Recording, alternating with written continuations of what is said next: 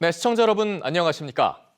코로나19로 어려워진 학교 방역을 지원하기 위해 정부가 올해만 3차례에 걸쳐 특별 예산을 편성했습니다. 그런데 전면 등교가 이뤄진 이 시점에도 집행되지 않은 예산이 100억 원에 이릅니다.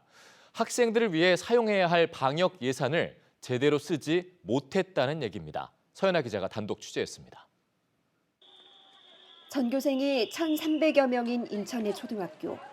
8개로 분리된 출입구에 방역 요원이 배치돼 등교하는 학생들의 체온을 확인합니다. 쉴 새 없이 복도와 화장실을 오가며 손잡이를 소독하고 6교대로 이루어지는 급식 시간은 학생들이 앉고 일어날 때마다 신속한 방역이 이루어집니다. 교육청이 지원한 방역 인력 덕분에 그럭저럭 방역을 유지해왔지만 전면 등교가 시행된 뒤는 하루하루가 살얼음판입니다. 어머니들이 너무 힘드신 거예요. 방역하시는 분들이. 이게 2개 학년씩 한 팀당 한 20학급씩, 15, 16학급씩 하다가 이게 갑자기 배가 또 늘었잖아요.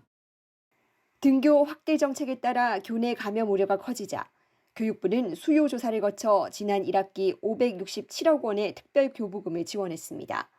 하지만 이 가운데 79억 원이 집행되지 않았습니다. 애초 편성이 과다했던 데다 방역 인력의 시급이 10,000원에 그치는 등 처우가 열악해 구인난을 겪었다는 것이 이유였습니다. 요즘엔 그 단가를 받고 그 일을 하는 것보다는 갈대들이 오히려 편의점 알바를 해도 더 편하지 않습니까? 필요가 없는 상황이 되는 거고, 그다음에 이제 시간 단위가 이제 한시 문제가 있기 때문에. 부산과 충북, 서울 등 5개 시도교육청은 1학기 때 남은 예산이 2학기까지 연장해 집행하겠다고 약속했습니다. 그런데 또 문제가 생겼습니다. 정부가 다시 2학기 전면 등교를 앞두고 국고 380억 원, 재난특별교부금 16억 7천만 원을 편성했습니다. 이번에도 수요 조사를 거쳐 편성된 예산이었지만 21억 원이 교육청에 머물러 일선학교로 내려가지 못했습니다. 2학기에만 학교 방역 인력 2,800여 명을 더 지원할 수 있는 예산이 꼼짝없이 불용 처리될 위기에 놓인 겁니다. 여전히 한 100억 정도가 미집행됐다고 하는 것은 좀 심각한 문제라고 보고요. 그래서 신속하게 교육 당국이 학교 방역 인력 확충 그리고 전면 등교에서 학생들의 안전 그리고 교사들의 안전한 학습 지도 가능하도록.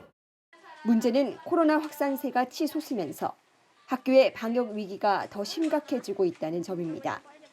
방역 인력을 학생 수에 연동해 지원하는 규정을 완화하거나 학교의 인력 채용 부담을 덜어주는 등 더 세심한 지원을 통해 예산 집행의 효율성을 높여야 한다는 지적입니다.